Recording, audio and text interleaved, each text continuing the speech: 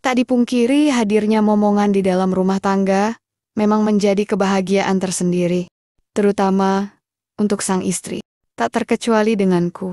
Sebut saja, namaku Tari.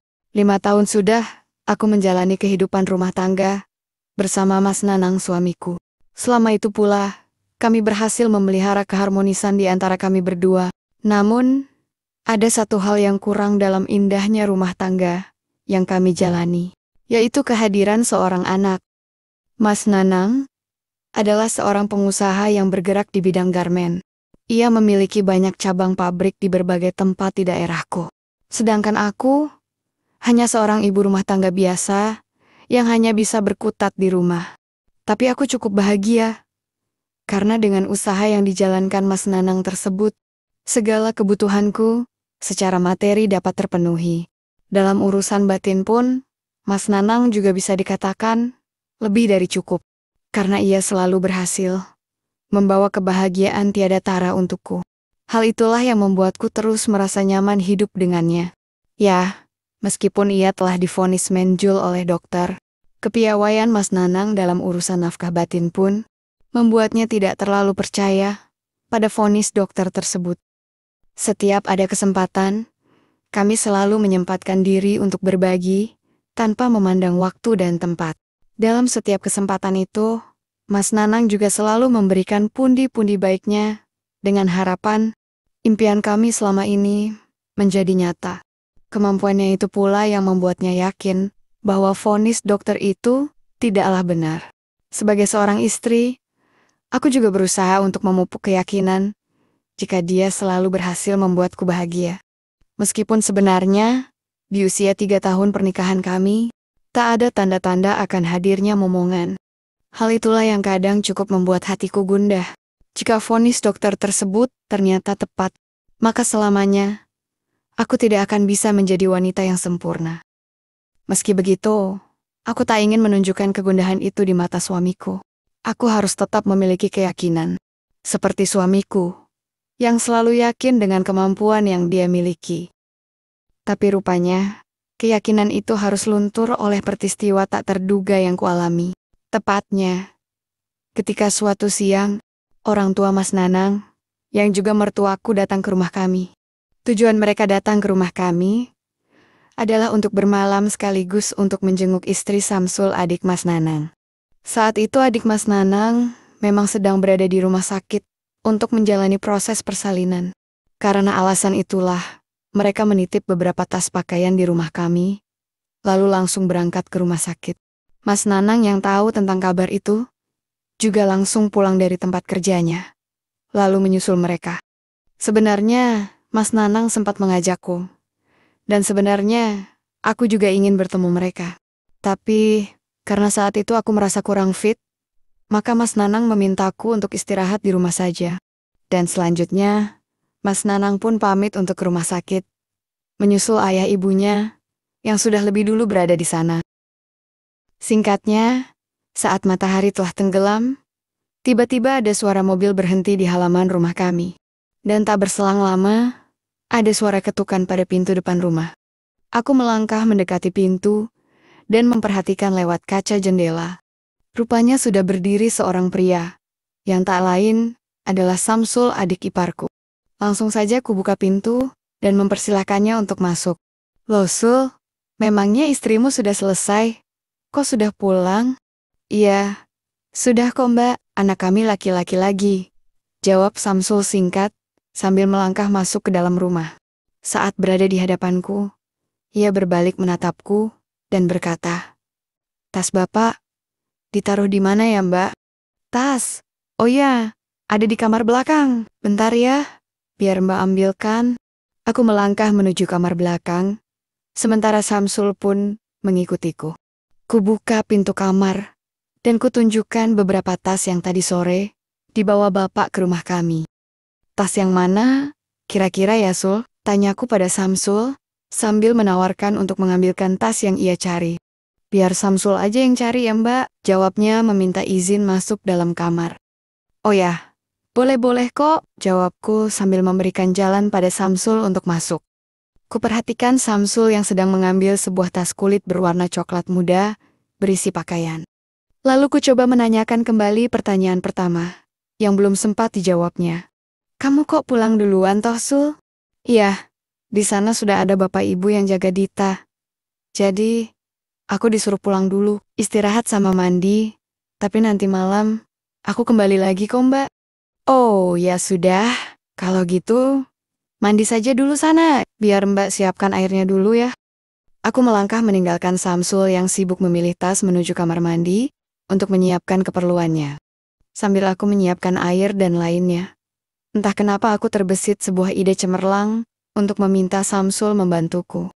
Membantu dalam arti, aku akan berniat meminta Samsul memberikan pundi-pundi kebaikannya untukku. Ada beberapa alasan kenapa aku sampai berpikir seperti itu. Pertama, karena Samsul telah 2 kali berhasil memberikan momongan untuk istrinya.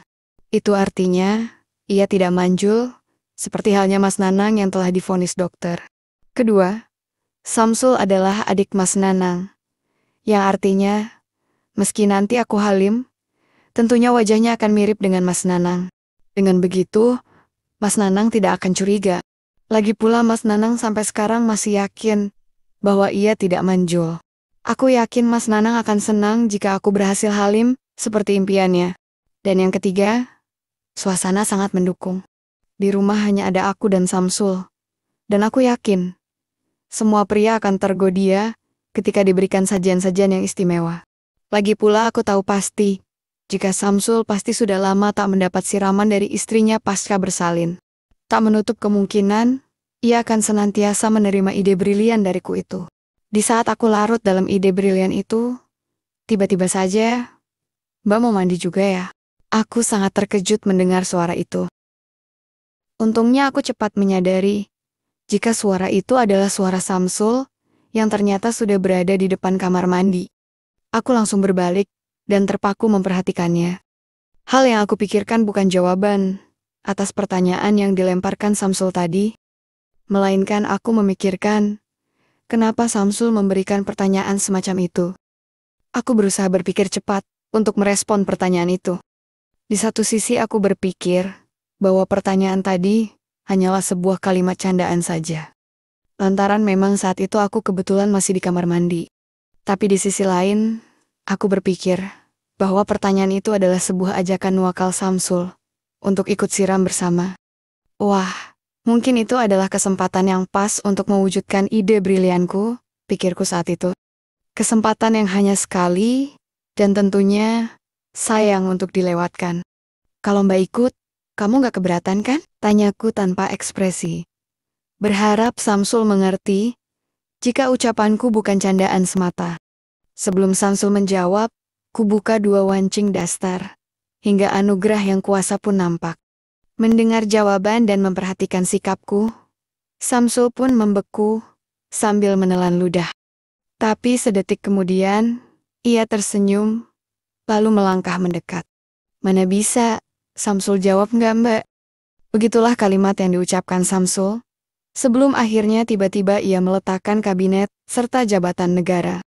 Otomatis perahu layar itu nampak di depan mata. Bahkan tanpa kukira, bidang itu sudah hormat dengan sendirinya. Aku seperti tak percaya, ide brilian yang beberapa detik lalu mengganggu pikiranku. Beberapa detik lagi akan menjadi nyata. Ide cemerlang yang tadinya kupikir akan sangat sulit kurealisasikan. Ternyata, tinggal menunggu respon Samsul selanjutnya. Tanpa berpikir jernih lagi, aku menjalankan hal sama, yaitu meletakkan kabinet serta lain-lainnya. Lalu berkata, Sul, Mbak ingin sekali loh kayak istrimu. Kamu tahu kan, Mas Nanang gak bisa.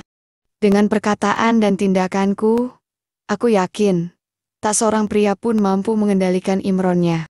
Nampak sekali jika Samsul melongo, memperhatikan apa yang kupresentasikan di depannya. Kuperhatikan lagi perahu layar Samsul, yang tadinya hormat biasa, justru semakin hormat, luar biasa. Aku yakin, jika selanjutnya ia akan meminta hal lain padaku. Dan benar saja, Samsul meraih tanganku lalu menuntun untuk memberikan bantuan untuknya. Dan tanpa instruksi pun aku pun duduk, lalu memberi perhatian lain-lainnya. Sungguh aku takjub dengan desain perahu layar tersebut. Jelas berbeda dan benar-benar lain dari perahu motor Mas Nanang. Di tengah perhatian itu, beberapa kali Samsul memanggilku. Tapi aku tak peduli, karena aku lebih fokus pada bantuan kebaikan itu. Dan mungkin karena Samsul sudah tak sabar, maka ia pun segera merubah haluanku, lalu melajukan perahu pada lintasan samudra. Perlahan, namun pasti, semua berjalan tanpa adanya kendala. Tak lupa, sambutan demi sambutan pun ia haturkan, mengiringi perjalanan ceria. Lantunan syahdu pun bergema di penjuru Nusantara, sampai-sampai aku lupa jika aku hanya ingin pundi-pandi kebaikannya saja. Tapi yang Eida, aku malah hanyut akan aliran nirwana, hingga musibah banjir bandang pun melanda. Sementara Samsul sendiri justru tak peduli dengan situasiku yang sudah terlalu bahagia. Sebuah bencana baru yang memaksaku untuk membandingkan antara Samsul dan Mas Nanang. Dan harus kuakui, bencana Samsul memang jauh lebih baik daripada Mas Nanang kakaknya. Sampai ketika hampir 20 menit berlalu, sesuai harapanku, Samsul memberikan pundi-pundi pahala itu padaku.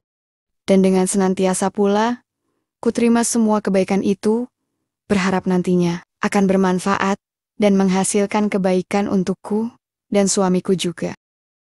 Setelah peristiwa tersebut, keadaan dunia kami kembali seperti sedia kala. Samsul kembali seperti suami pada umumnya, yaitu menjadi ayah dari 2 putranya, bersama Dita. Begitu pula denganku yang juga sama. Hanya saja yang berbeda. 2 bulan setelah itu, aku dinyatakan halim. Tentu saja Mas Nanang pun senang mendengarnya. Akhirnya, setelah sekian lama penantian itu, akhirnya ia berhasil juga. Begitu pula denganku yang juga ikut bahagia. Meski dalam benakku, ada penyesalan yang tak mungkin kuceritakan kebenarannya. Kendati demikian, Mas Nanang tak pernah merasa curiga sedikit pun padaku. Karena baik aku dan Samsul selalu menjaga rahasia tersebut dengan sungguh-sungguh. Aku tahu, jika hal itu memanglah keliru. Tapi, di sini aku hanya ingin berjuang demi kebahagiaan suamiku semata. Karena pada hakikatnya, bukankah suatu pahala jika seorang istri membahagiakan suaminya? Demikianlah kisahku. Semoga dengan kisah ini ada pelajaran dan hikmah yang dapat dipetik. Terima kasih atas perhatiannya, dan Assalamualaikum warahmatullahi wabarakatuh.